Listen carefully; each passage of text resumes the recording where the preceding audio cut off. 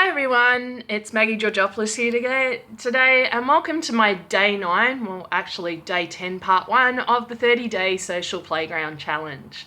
Today I want to talk to you about personal barriers that we tend to put in place to our career advancement. And part of the reason I want to talk to you about that today is because I've just come back from doing a nice little 5k park run, which, luckily for me, has actually been in some glorious weather here this morning. Not too hot, but the sun's out and it's nice and bright, so it made it a really lovely day to go out and do a run.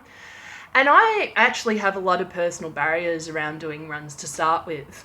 I had the misfortune a number of years ago of being in a car accident, and I've ended up with damaged discs in my neck. And as a result of that, I deal with chronic pain on a daily basis. And this becomes a barrier that could potentially be in the way of me, not just in my day-to-day life, but within my career.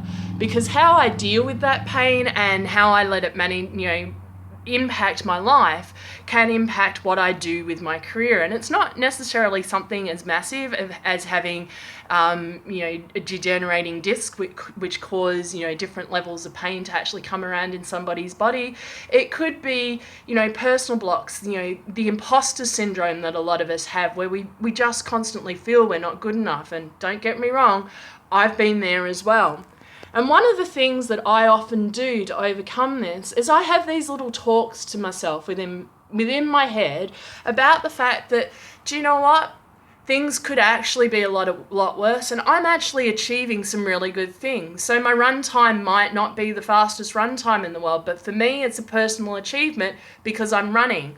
Or, when I have days where it impacts on my business, rather than getting upset with myself for the impact, I look for the positive and help to move forward with that. And sometimes we need to do that in our own personal barriers. So I want you to think about what personal barriers you potentially have in your day-to-day life, which may be impacting on your career and your climb up your career ladder. And it'd be wonderful to actually hear from you about that. And I'll talk to you a little bit more about some of this later today as well, and a little bit further on over the next month while I'm doing these videos. So thank you for listening to me again. It's Maggie here, the author of Up the Ladder in the Skirt, and I'm looking forward to chatting with you again.